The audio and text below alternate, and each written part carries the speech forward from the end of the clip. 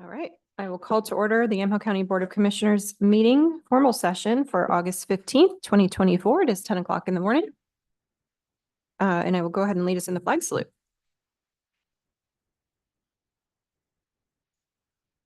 Pledge allegiance to the flag of the United States of America and to the republic for which it stands, one nation, under God, indivisible, with liberty and justice for all.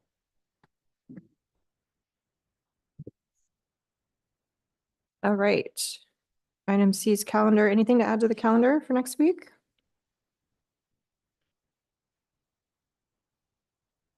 Okay.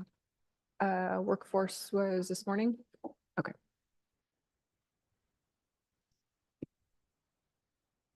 Let's see. Item D is public comment. This time period is reserved for public comment on any topic other than an agenda item, a quasi judicial land use matter, or a topic scheduled for a public hearing. We did receive a written comment regarding the water situation in the city of Yamhill. Very timely email since we just did a water tour yesterday. So we will follow up on that and get the state representative connected to that issue as well. But if anyone is in the audience to provide public comment on anything that's not on the agenda, or if you're online, please raise your virtual hand.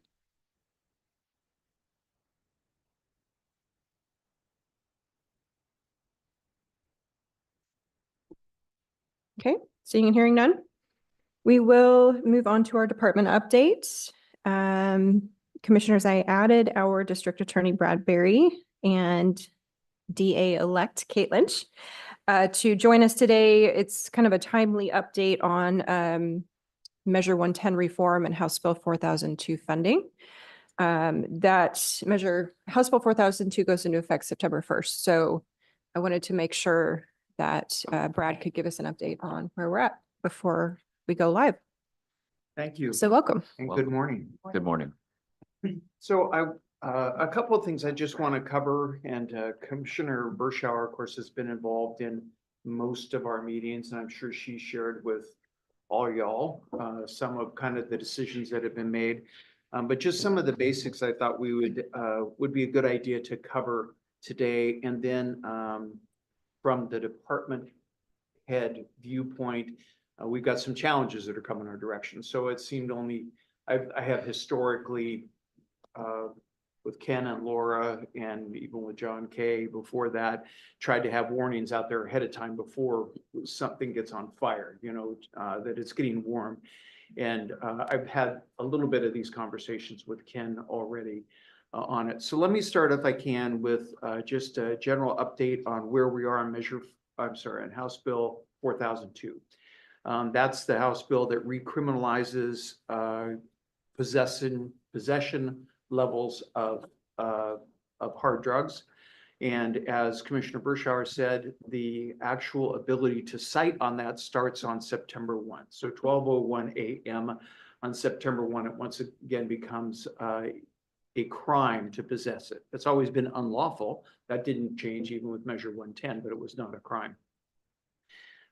We've had a really active group, I would say, in looking at how we're going to move towards what the legislature wants, and that's deflection of these cases. So that to define that a little bit for you, I'm going to talk our office, we have traditionally utilized diversion for first timers, small amounts of drugs that we put people through diversion, which is essentially we file.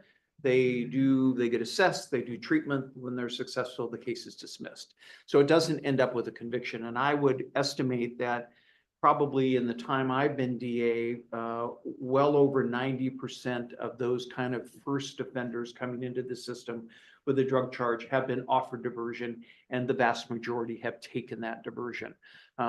The levels of success may differ depending on a lot of issues or circumstances, but we've already used that. What the legislature wants by the term deflection is to push people in a direction that they actually don't come to court, right? We don't bring them into the criminal justice system. We offer them services away from the criminal justice system. And candidly, I have a lot of thoughts on how this might work. What the potentials for success are, I don't like to predict failure, and I'm not predicting failure, but I think I think the bill is a little Pollyannish in what reality will be and how many people actually engage in the deflection process, to the point where we would not be filing in court. And from Kate, from our discussion, I think Kate and I are both in some agreement that we're likely going to see well over 80% of deflection will end up being filed. And that, I think, is being conservative. So we know that from our perspective, these cases are coming back to us. And it's just a matter, if you look at 4002, it actually sets up a course which will require more court processes than we would have on the typical bring them in, offer diversion, and be done with them. Because it requires that we offer diversion on those cases. So we're expecting an influx of these cases. Law enforcement has indicated some pent-up demand in wanting to deal with folks that they've been dealing with over and over while Measure 110 was in place. And whereas I originally thought we'd probably see a gradual increase in these cases coming to us, there's some feeling, I think, from law enforcement that in fact we're going to see a lot coming in the door right out of the chute. That I can't predict it, but we know it's coming. So as you're also probably well aware, the legislature put money into the deflection processes, and the Criminal Justice Commission and their grant review committee met over, I think they finished this week because of the Clackamas County issue. They finished up. We had originally put in for $485,000 in change. Related to that. I'll explain where we expect that money to go in a minute. And we were awarded $541,450, which you'll see here in a minute. Commissioner Bershauer was sharing her thoughts on this with me earlier this week, but that's good. That gives us extra money for this. The grant itself pays primarily for 3 positions. One is a coordinator position that is logistically housed within the sheriff's office. The second is the term I've been using, as you're familiar with the LEADS program out of Marion County. I know you all are. They refer to it as navigator. I've been referring of late to this position as a motivator, which will be housed in behavioral health. And we see his or her role or their role to encourage folks to get assessed, encourage people to get involved in treatment, help facilitate that, and do what treatment providers do on it.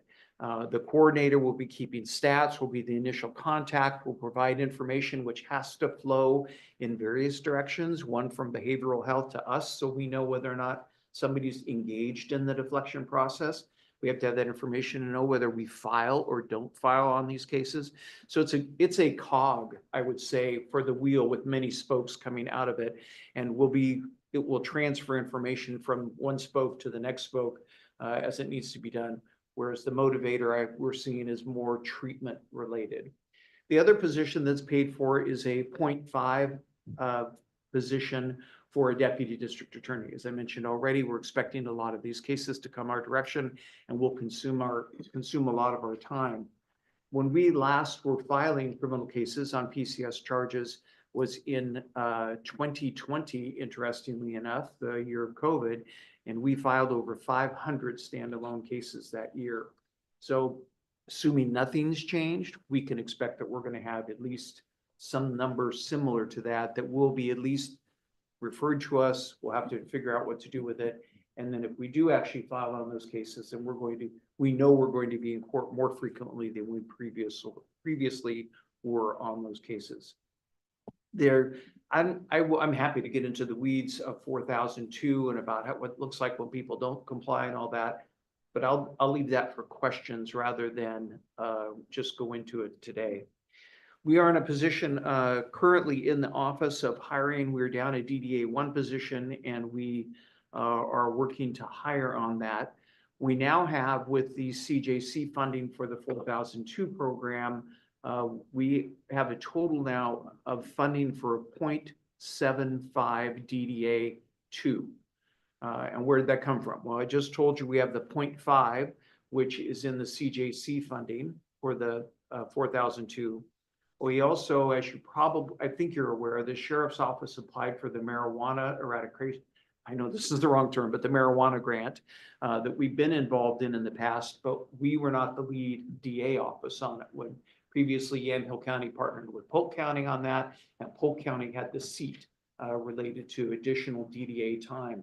I'm not overly familiar with how much they actually got involved with that. My impression was not much, because now Yamhill County has taken that particular program on entirely and included a 0.25 funding for a DDA for our office to deal with those cases. I do know that the marijuana cases that have come to us in the last, look over at Kate, 3 years, have all been huge. I mean, we're talking tens of thousands, if not hundreds of thousands of plants. So these cases are really big. And the other part that they involve is the potential for forfeiture that comes with them. And I have a dedicated forfeiture attorney in the office. We have for quite some time. It's changed who's handling it, but we have dedicated forfeiture. And now that we'll be taking all these on ourselves, I'm anticipating anyway that we'll see an uptick in the forfeiture cases also, and they're time consuming, candidly. So what that leaves us then with, I can't really hire a 0.75 lawyer. It's either all or nothing. And we're going to need to figure out how we fund that.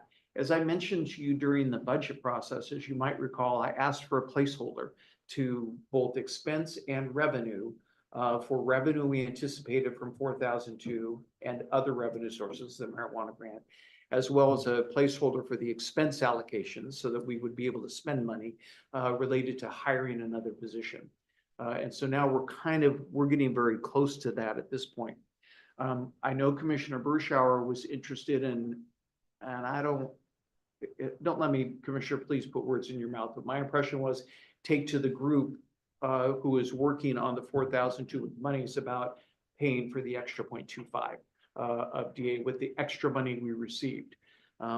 My original gut had been, should we be looking at that towards treatment? Should we be looking at it for buying detox beds? I don't know what it would be, but other things. But I'm more than willing to take to that group and say, this is where we'd like to start. We identify other expenditures that we think are more important related to what 4002 is aimed at, then we can come back at some point and talk about that.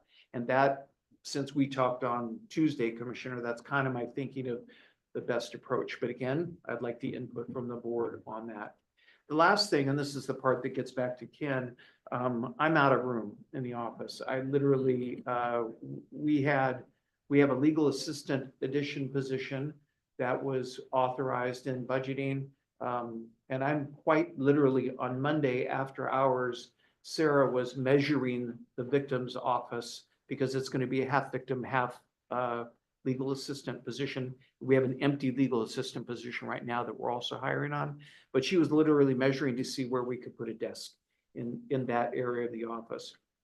And then as my successor and I have talked about the added DDA position, I literally don't have a place for them to go.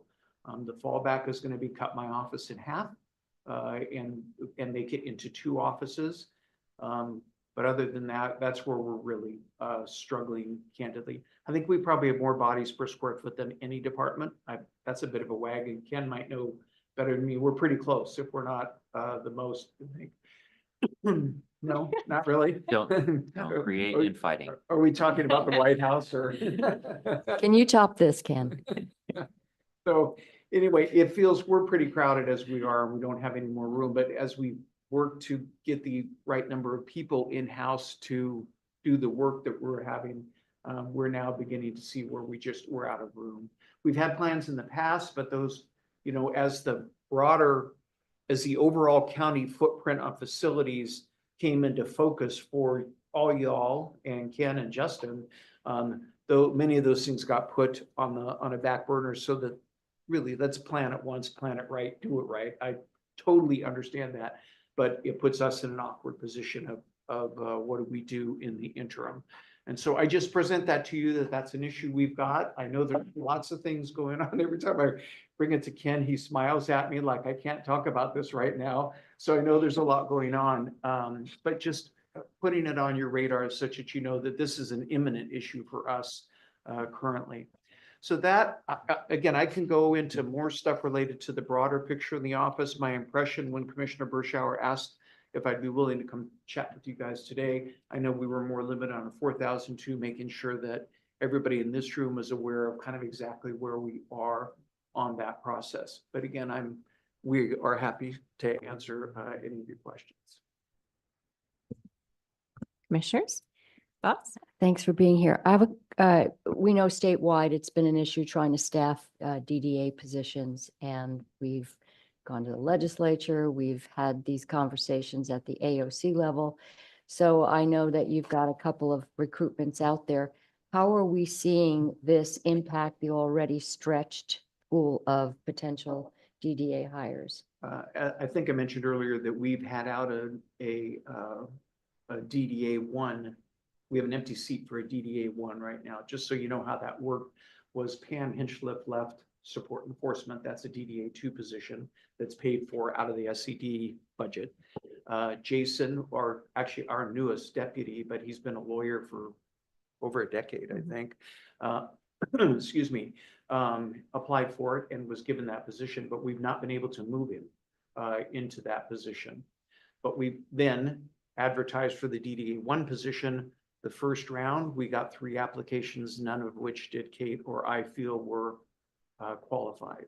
So we didn't even interview any of those 3, and we've now posted it again. And so that's 3, you know. So with what's going to happen September 1st, how are you poised to address that? We have an added issue that we have a DDA 1 out on leave currently. So we have been, I say we, Kate has taken on the main responsibility of making sure that the work is getting done and for that empty slot. But now we're having to hold up Jason making his move. I did authorize his raise and pay. It's not fair that we're shorthanded and he's been given a promotion, is not paid for it. So we've done that now, but I don't know. The short answer is I'm not sure. If we get a sudden burst of these cases, Commissioner, we're going to have some pretty heavy conversations in-house on what do we do with them. If a bunch of these people go deflection, then they don't hit us, right? They don't hit us hard. But I'm expecting the FTA, no engagement, and the FTA, which then means we're issuing warrants and things like that that are going to come right out of the chute. I hope I'm wrong. I really do. But I'm also pretty pragmatic in how I've always run the office and look at what I think reality is going to be. The other part of it is we're setting these things into a plan into motion. And I've said to the group frequently that my expectation is we'll be making changes on day 2. You know, once we actually go to see how this is going to work, we're going to have to do that. The point being, I'm not sure how many of these are coming in the door, how fast. So as far as court capacity, courtroom, court schedule, all of that, what are you predicting? The presiding judge has made it pretty clear that his single desire in this is people don't come to court. I mean, that's what they're hoping, that they're not going to have to deal with that.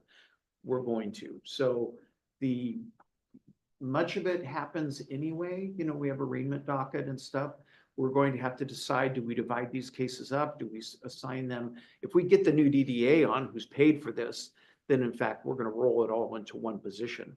But for a while, we're going to have to divide it up amongst the office. Much like the lawyer that we have out on leave currently, Kate's been dividing that work up among all of our colleagues in the office, and they've taken it on. Really, they've stepped up and we do what we got to do kind of thing.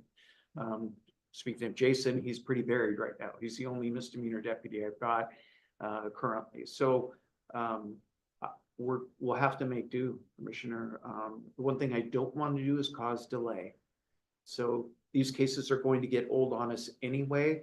You know, we could always say, well, we won't file right now and we'll wait and see if the motivator can get somebody engaged. All we do is make a case old on that. And we have experience utilizing the criminal justice system to encourage people to engage in treatment. And we know that that's an effective tool. Legislature's tied our hands on it in lots of ways, but once it's filed, then we have that ability. Thank you. What's the anticipated timeline if the assumption is that they're getting diverted from your office and going through the deflection program first, but the assumption is that most likely most of those are going to be coming into your office eventually? What's that time frame between you have to go to deflection and then them coming into your office if September 1 is our day? Sure. The current working timeline that we have from the group is that folks, so if I get popped, right? I get cited for possession of methamphetamine. That citation, we're not taking them into custody. That standalone case citation will set me a time to appear in court the Wednesday and Friday closest to 30 days out. Wednesday or Friday, depending, each agency cites to a different day. We'll give them 2 weeks. They'll be told 2 weeks to contact and engage in treatment. If they don't, then the coordinator will advise our office that they have not engaged, or they made contact and now we don't know where they are. You know, that kind of thing. There's kind of the assessment and enrollment that we're going to be watching for. If they don't engage in that way, we'll file. That's where kind of those who do engage, that's the number I'm expecting to be small. The next number that I think we're going to see the hit on is the failure to appear rate. I think that we'll have a significant number that will not appear in court. We're talking people who are addicted to drugs. It's not like they have calendars and they're used to doing, many of them, I don't want to overly generalize, but many of them have difficult lives. Scheduling is not something that's high on their priority list. That then means we'll be issuing warrants. Court will be issuing bench warrants, which, getting back to Commissioner Starrett's question, that's what the court's not wanting, but that's in essence, I think, what's going to happen.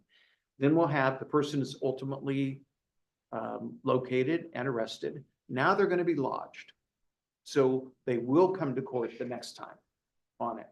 But again, 4002 directs us to offer them diversion. So we'll do that once again. We'll work to divert them into treatment which ends up in a dismissal if they do it, rather than the normal criminal justice system. And then from there, it's going to be, we'll have to figure out what happens from there. If they don't engage, and what do we do? How often do we bring them back? At some point, we have the ability to revoke a probation, because they'll then go on probation. And we have that ability. The part that's really tough is the legislature has significantly narrowed the ability of sanctioning units. Sanctioning meaning going to jail because you don't do what you're directed to do.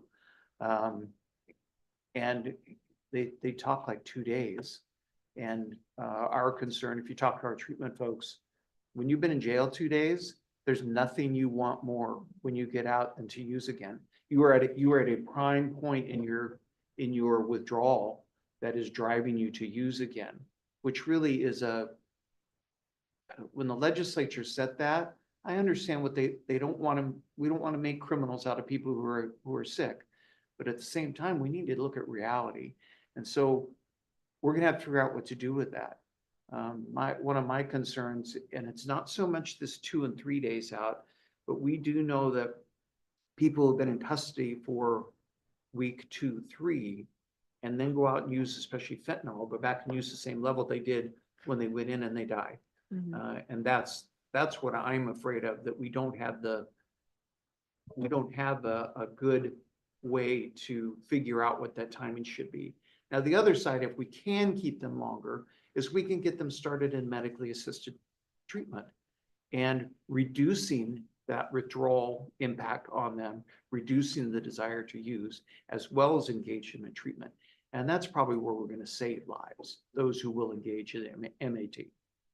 I don't get, did that answer your question? Yeah. And my main focus for asking that question would just, and I hate taking things down the wire, but just trying to understand employment wise, if you can't fill a position, what is the absolute last day that you're gonna have just be overworked and that position needs to be filled, or we're contracting out or so, I don't, how, whatever the process is for It's- that. Yeah, it's funny you mentioned that because somebody else in the room has talked about, can we contract somebody? We, assuming here that I kind of have a head nod that if we don't have this other money available, that we can get the additional funding for this 0.25, we'll go ahead and move to hire a DDA2 right away. We'll get that out there. It has been historically harder for us to get a DDA2 than a DDA1 because we get a lot of new lawyers who apply for a DDA1 position. And we've hired green lawyers lots of times for DDA1 positions. It's harder to get what the sheriff's office would refer to as the lateral, somebody who moves over who has experience. We've had some success. Actually, we've had a couple of times now, I think, where people have gone into civil work and decide, that's not where I want to be. I want to be a prosecutor and come back. Sarah Vogel is a prime example, who will be coming in as chief when Kate moves into my desk, so to speak. That's a lot of experience. She had 4 years experience with Clackamas County. So that was she's a great lawyer, good team member. If we can get that, then that would be fortunate. But it's much harder to find somebody who's working well, we don't get them from Washington, Multnomah, Clackamas, or Marion counties because they make so much more money. But Polk County, Lynn County, some other counties where they want to move to this area and would come to work with us with experience. But it's not like it never happens. It has. But if we'll go ahead and advertise now, assuming I've kind of we'll figure it out. We may have it I keep pointing in this because this is my sheet telling us how much money we got. That we'll probably have the money there. But then we should probably be moving on it sooner rather than later. So last week I mentioned there was some frustration about the committee meeting. I think it's going to be really hard to determine success. Every county that's doing this has a different plan. And that's by design because a one-size-fits-all policy doesn't work for every county. But it's clear that, and the frustrating part was all of the work that Brad and the entire team of people have been doing over the past several months to formulate something that will most likely work for us and hopefully is successful. Then went in front of a committee of folks who have no ties to Yamhill County as far as I could see. And, they're picking apart these applications and they're criticizing deadlines and they're trying to push deadlines and they're, basically saying that, we don't want the DA involved. We don't want law enforcement so involved in this process. And yet those are the folks that were handling all of these cases prior to Measure 110. So it was frustrating because we went through and witnessed the sausage making, if you will, of House Bill 4002. And it was very clear that the only way that compromise happened was by having accountability and recriminalizing the possession of these drugs. So to then have a committee sort of want to push the timelines out so far that there is likely very little accountability that then comes because you just keep pushing it out and pushing it out. That was frustrating to see. But again, we're dealing with individuals that are addicted, like you said, and the road to recovery is a windy road and it's not the same for every individual. So it's very difficult to have a policy that works for everybody.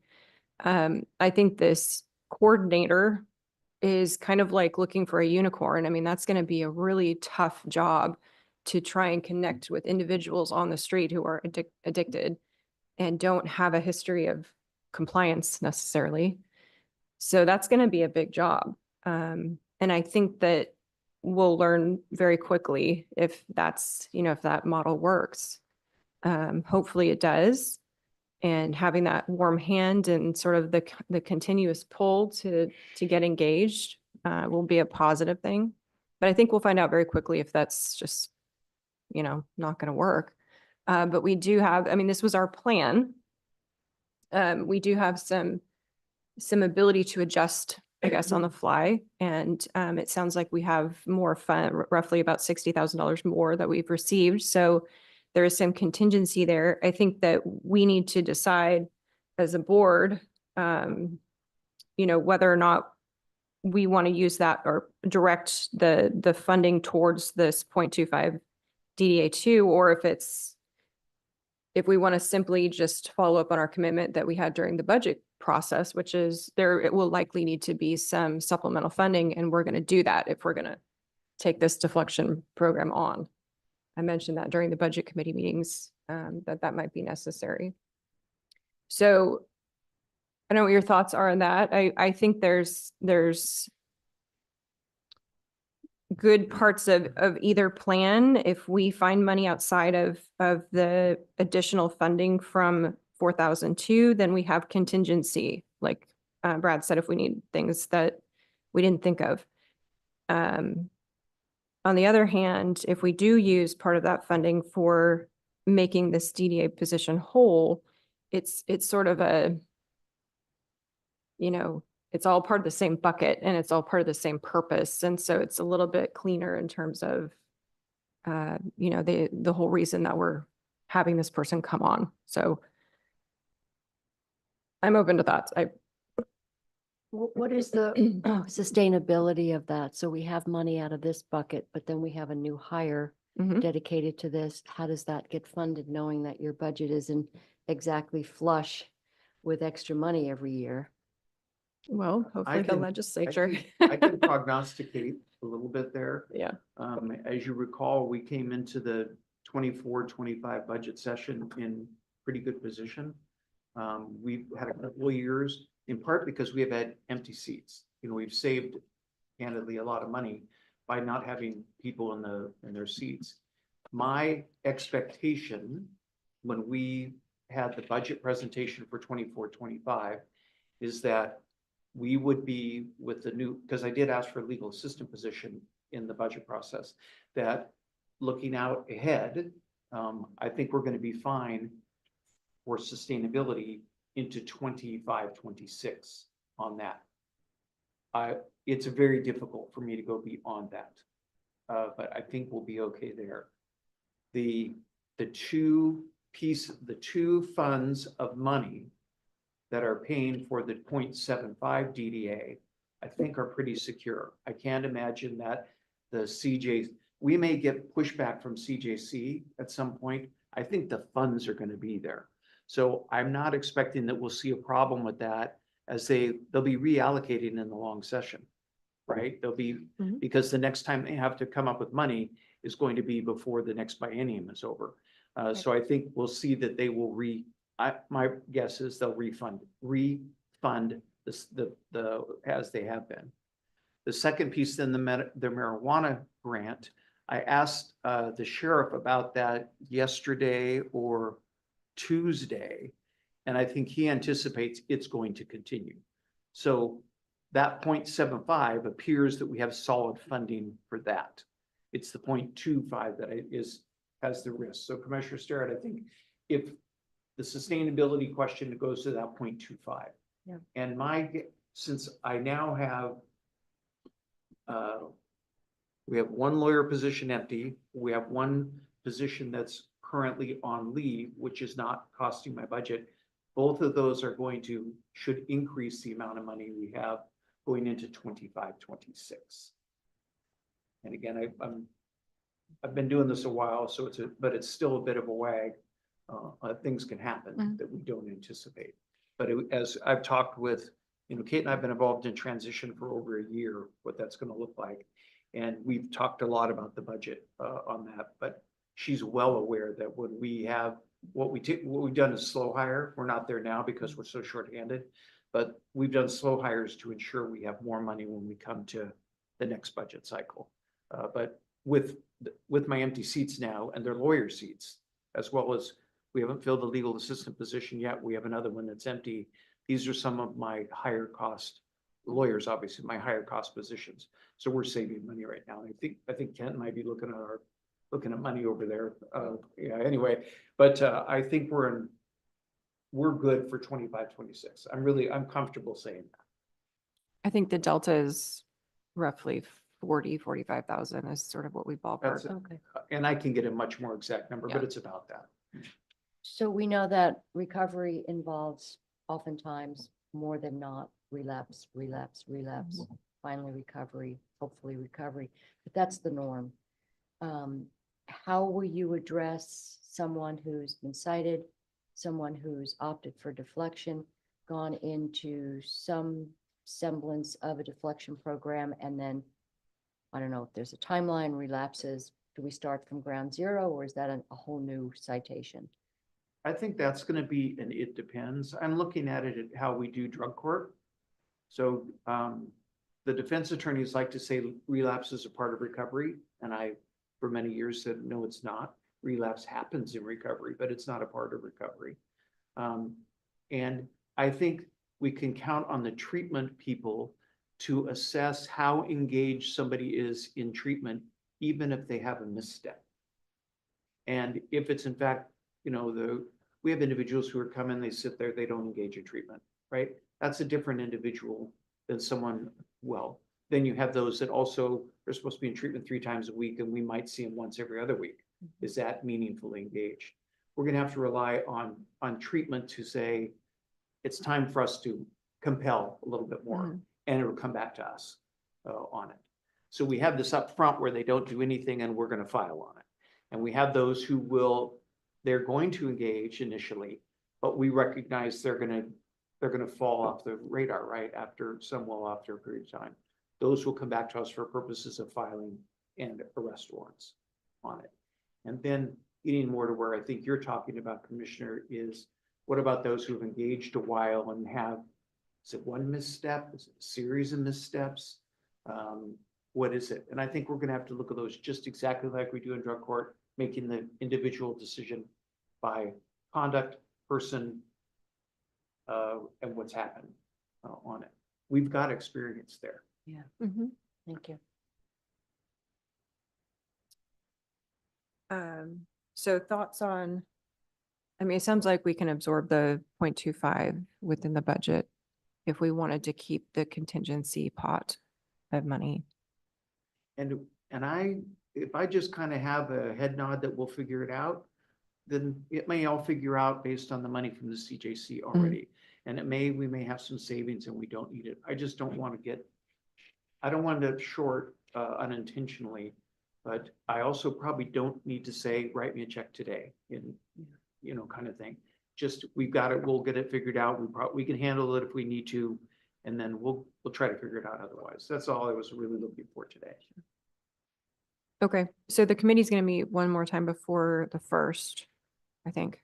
The 4,002? Yeah. Uh-huh.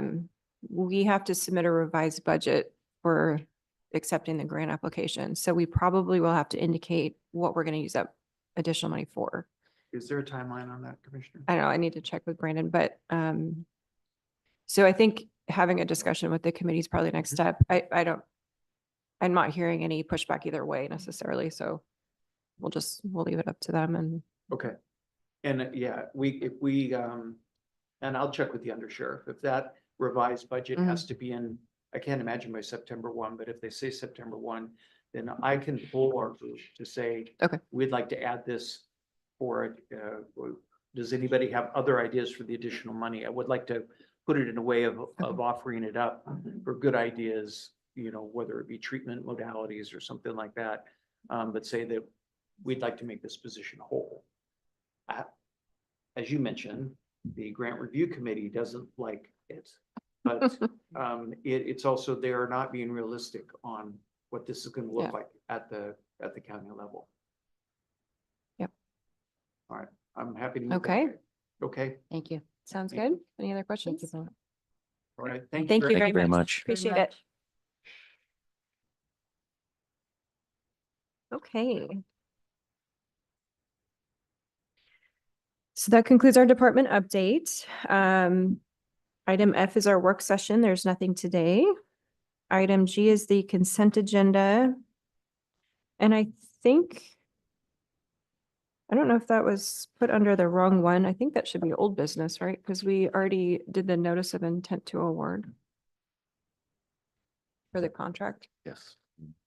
Well, you did the notice of intent, but this is the actual agreement. Okay, I just didn't, I think they usually show up under another old business, but anyway, neither here nor there, I guess.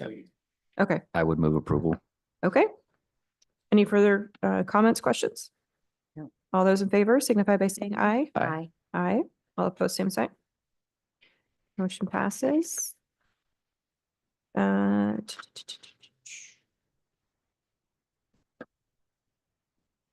Just a second, make a note.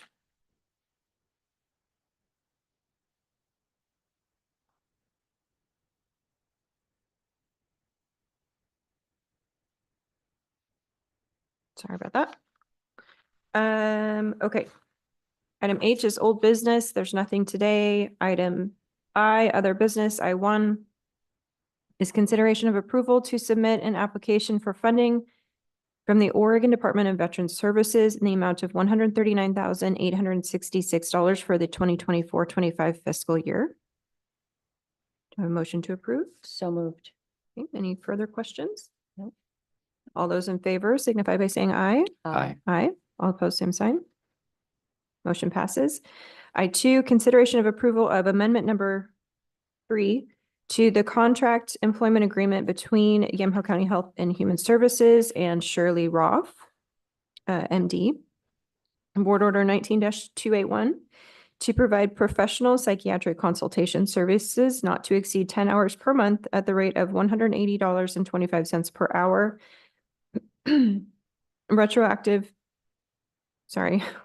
Retroactively effective July 9th of 2024. That was weirdly worded.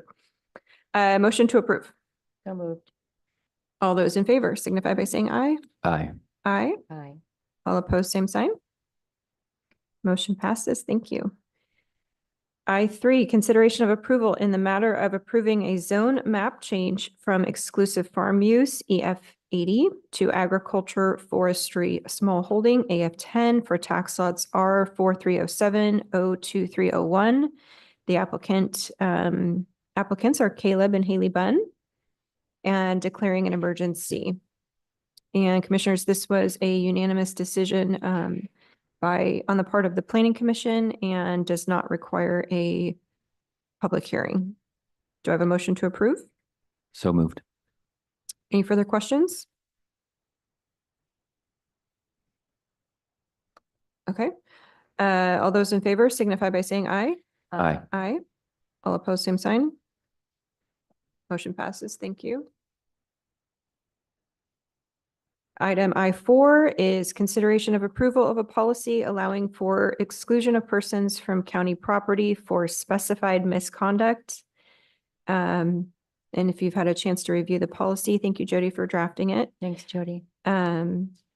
Essentially, it lists out the specific behaviors that we would be concerned about and gives authority to the sheriff and the county administrator exclusively to issue these exclusionary orders. I was gonna say warrant. No, orders. Any questions? None. Do I have No. a motion to approve? So moved. So moved. We got two. Kit was first. All those in favor signify by saying aye. Aye. Aye. All opposed, same sign. Motion passes. You're on notice, Mike.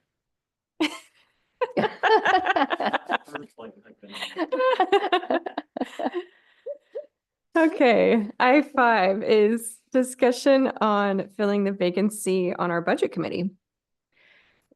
Chair, we received two excellent applications, and I think either one of these gentlemen are well qualified to serve on the budget committee. We've seen the importance of that, and having somebody who is well versed with budgets and finances, and both of them are well suited for that. So I appreciate both of them applying. I would recommend Anton Bacher for the position, and I know Mark Minor had applied.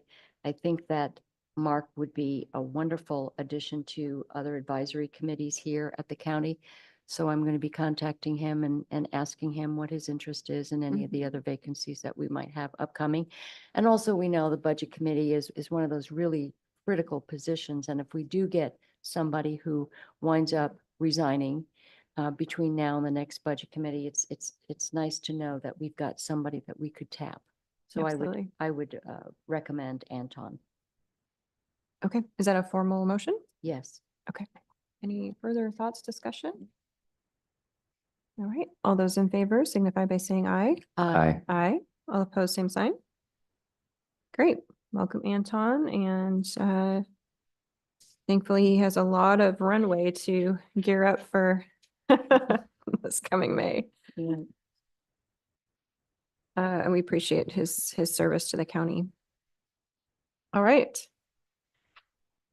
The next item is our public hearing. I'm going to take a quick 5-minute break before we start into that. So we will be back by 10:50. I can't read that. 10:55. That's more than 5 minutes, but 10:55. Thank you.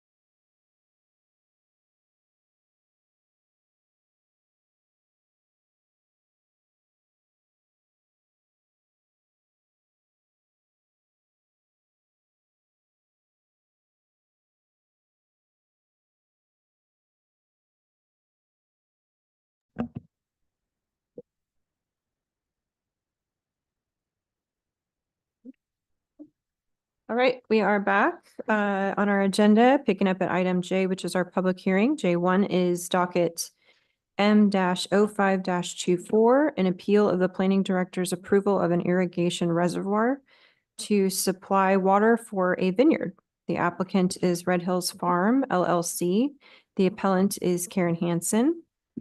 And this is continued at the point of staff recommendation from July 18th of 2024.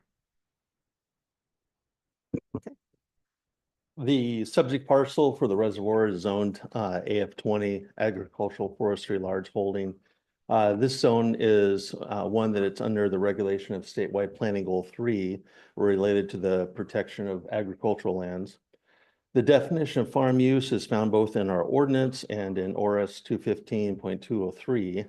And the first part of the definition outlines various farm uses, which includes planting of a vineyard.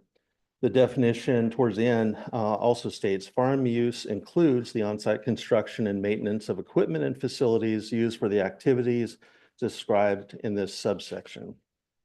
Due to this being part of the definition, the proposed on-site irrigation pond constitutes a farm use. And the applicant's attorney has listed a number of court decisions which support this. The most significant of these is probably the Supreme Court decision in Brent Mawr versus Jackson County, which prevents the county from enacting or applying additional criteria on or standards on farm uses. So as a matter of law, the county is required to approve this use and as an outright permitted use. So that's my recommendation. Okay, thank you, Ken. And now I will close the hearing and open us up for deliberation. Commissioners, any thoughts, questions for Ken?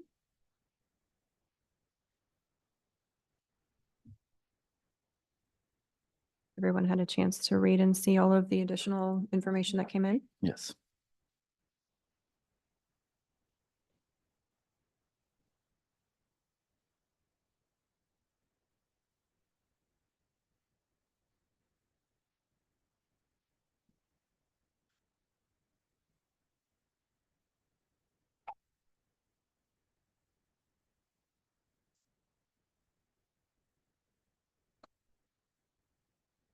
Ken, we've had this conversation before previously, but our AF zones are interchangeable, right? The uses are interchangeable. There's no, It's really a zone that's protected both by goal 3 and goal 4. Okay. So yeah, it's They under both- both of them. And so it has the restrictions of both of them and also has the permitted uses of both of Okay. them. So something like you can do a forest template dwelling, of course, in the forestry zone, but you also can do it in the AF zone, but you have to show that the property is predominantly in forest use or was at the time that the law passed. So you do have a little bit of mix of use, but it is definitely a farm zone that allows farm uses. And I should say that, there's a bunch of uses that at the outset may seem like, well, you have to have some sort of a land use hearing on something like that. And equine facilities are listed as a farm use. So a training facility of equines is a farm use. So you could have a 20-acre parcel and put a 50,000 square foot building on that parcel that's a training arena for equines. That building can be 45 feet in height in that zone. So it can be a massive building and it does not need a building permit. It just needs an ag review permit, and it does not need any sort of land use approval, does not need to go through any sort of hearing process. So you can have some pretty significant development. You can do a cidery, a brewery, or a winery, and none of them have limits on the square footage of those.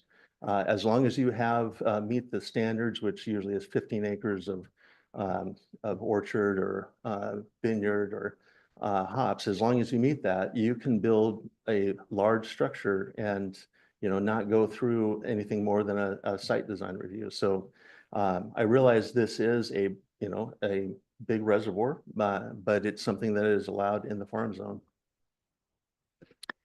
But despite it being a reservoir, this is a different county, but I'm familiar with a farm that has two very large water retention ponds on it.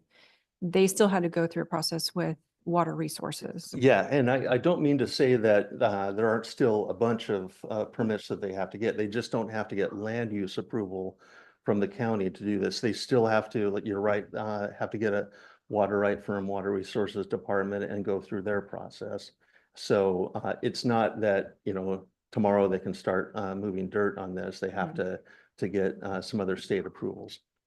So in other words, if OWRD decided that this was not going to work for them, that could happen. That's correct. Yeah, they'll have to turn plans into water resources for dam height and how many acre feet it's gonna hold, and there's a whole nother process. That's why it was interesting when I've watched this through the whole process, through the planning commission and then here. And I always thought it was odd that it was even going, because I've seen other reservoirs that it's not conditional use. It's no, you can do this because there is another process through water resources. The other thing I want to mention, I do remember during the planning commission hearing, when Mrs. Hanson came up and made comments, and it still sticks with me because I thought it was very interesting that it's not, she wasn't necessarily, even like now, it's not really, she's not necessarily against it or for it. It's just she's appealing the process. But even during the comments she made, she wasn't for or against it, but also made the comment that this could possibly help the aquifer. So it's all about gathering information. And appreciate her doing that and being a part of the process. I also did see her the following month, probably, at the Soil and Water. So she's going to continue to do like well monitoring and be a part of that process. So I do appreciate that very much.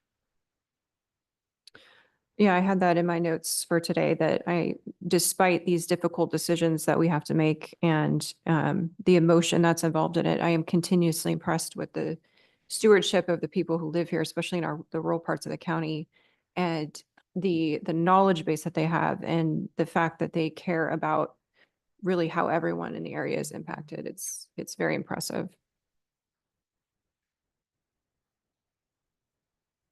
Commissioner Starrett, any questions for Ken or follow up on? No, and more again, I specific on the application? would echo what Commissioner Johnston said about the fact that this was not so much, I'm opposed to this particular approval. I'm opposed to the fact that it needed to go through a different process. And so I appreciate that. And also, there were some very compelling reasons why this could be problematic. But then again, we know that's not up to us to decide. That's going to have to be up to the state.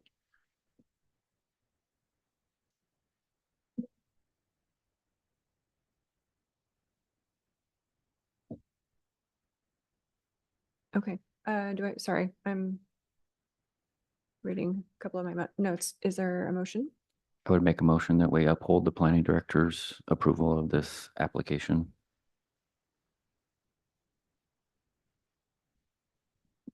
Okay, any further discussion? All those in favor signify by saying aye. Aye. Aye. All opposed, same sign. Motion passes unanimously. Thank you. And we need to schedule our findings, or are there findings? Yes, we need to schedule findings. I have not asked Mr. Pfeiffer if he'd like to write them, but I am fairly certain he would assist with that. We could schedule it out for, let's say, 3 weeks, and if he doesn't have enough time, I'll let the board know and it 3 can get rescheduled. Yeah, okay. All right. We also, we don't have a formal session on the 29th, so we would need to do that. Oh, anyways. there you go. Yeah. So, So 3 weeks would be. and I'm going to be out the following week, so it will be 4 weeks. So September 12th. Okay. We will schedule findings for September 12th.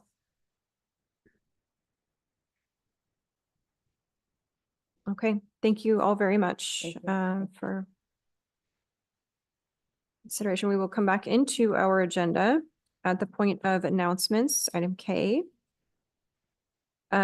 Speaking of reservoirs. Commissioner Johnston and I, we did a tour of the Stony Mountain Reservoir outside of Sheridan, rural parts of Sheridan yesterday. Really tremendous asset, beautiful, beautiful reservoir up there. I can't remember what road it's off of. Oh, No, no, we didn't get there's only two lost. witnesses. We weren't lost. We were Huh. going on a extended Scenic adventure route. You on the took the way. scenic We route. We had to took the go- scenic route. We had to go look at an installation of a logging road. Immediately turned around and And then found it. No, it's a tremendous asset. It's what, 60 million gallons gallons Yeah. of water that it could hold, and room for expansion. room for expansion. And there is an existing pipe that goes 9 miles down the hill into the vicinity of the city of Sheridan. Who knows what the condition of the pipe is? I think Old. it's, parts of it are 100 years old or something. So not ideal, but could potentially supply the city of Sheridan, if not water districts surrounding the city or nearby. So huge asset. Business Oregon was out there with us to talk about, regional grants for water infrastructure and what could be done there. They said that by the time the water reaches the base, it's traveling at what, 300 PSI or something Well, like it's that? at 300 PSI at the Three- bottom. So which you're at is- 1,500-foot elevation. So just the head pressure Yeah. creates 300 PSI. So potentially some hydroelectric capacity there. Hope that would be pretty cool. So the mayor, is fairly new mayor. He was sworn in May, and he's really got this as part of Okay. the forefront of his agenda. So good to see that. And as we know, and as we've been discussing, water issues are becoming more and more contentious. So hopefully we can help usher in some improvement there. Okay. Right. Good. So Representative Elmer was there and they started. Sheridan was open to the idea of it being a regional reservoir, and that really, it seemed like it kind of perked the ears of some of the different Lucetta, Arthur with Business Oregon, as far as funding when they start talking regional. Especially if you can expand the capacity of that Right. reservoir. Little backstory on that reservoir is built in 2009. And it actually got built twice. And that's why we're here now they're looking for funding for the pipe, because it was actually supposed to be originally enough funding to do the reservoir and the piping. But since they had to build the reservoir twice, we don't know details on that, but basically all the funding was exhausted and they never could get the connection pipe. So it just sits up there in partial use. Is there any cost estimate? No, they're doing a infrastructure. Feasibility study. Yeah, something that's Mhm. going to be part of that. I think Business Oregon's going to help them with that. Yep, so. Business Oregon. So yes, so also, with the context of the public testimony submitted, we've got other smaller towns in the county who are just facing some significant water infrastructure challenges. So anything we can do to sort of help more of a regional group of residents would be great. So. My only other announcement is just to follow up on the meeting that we had last week with Congresswoman Andrea Salinas. We gave her an overview of our 4002 plan, which you heard earlier. And I think she was very impressed with our plan, had a lot of good questions. And ultimately, we asked her for money because that's what you ask Congress people for. So we asked her for money for a detox sobering center and basically let her know that there really is no excuse for not having one of those in every county in this state, and it needs to happen. She was very open to that idea, and it wasn't the first time she's heard it. So the other thing we talked about is the challenges that we're seeing on our borders and the flow of fentanyl into this country. It's extremely dangerous. It's impacting even little counties like little old Yamhill County. We see it everywhere. So the federal government needs to step up and do something about the massive flow of fentanyl and illegal illicit drugs into our country. And that's also not the first time she's heard that. And so I think that our Congress people are feeling definitely more pressure on that particular issue, not just from counties, but from states as well. So overall, great, great meeting. We'll see what comes of it. She's got, I think, 3 or 4 other counties that she's tracking these plans in. So I'm sure that she will be following up to, make sure that we're seeing progress. She's definitely interested in this becoming a successful deflection program. So that was good to hear. Did it come up in that meeting about the new, I'm just going to call it strains or recipes of fentanyl that are coming up that even the Narcan doesn't work against anymore? Did Yeah, that come up in the meeting? We talked about the fact that, some of these new strains you can give, a 10x dose of Narcan, it doesn't do anything. And so there's massive problems with just public safety in general. And what does that do to somebody that isn't, even a year ago, there's a billboard that shows fentanyl at the tip of a pencil, Right. and you touch that, you could be dead. Mhm. If you're 10 times and Narcan's not working against it, what are you now, just breathing it and you're, I don't know, Yeah. it's just very, The discussion was, we need more research. You have to stay on top of those things with research to figure out, chemically, how do you counteract the effects of these drugs. So that was discussed, but I wouldn't say anything in detail. We had an hour with her, and so it was predominantly about House Bill 4002. Well, there was just an interception in Jackson County of a commercial truck coming up I-5 and from Mexico, and they arrested 2 nationals who had 60 pounds of fentanyl pills that were headed up north. 60 pounds of fentanyl is enough to kill, I don't know, untold numbers of people. So enforcement has to be part of it, and there has to be a real effort to understand that if we don't stop the flow, we can try to come up with every kind of antidote to whatever new strain, and it will never be enough We'll to never get ahead catch of up. it. We just have to Yeah. sort of stop the supply. So that's it for my announcements. Any other announcements? No. No? Okay. If there's nothing else for the good of the order, I will adjourn the Yamhill County Board of Commissioners formal session for August 15th, 2024. It is 11:13.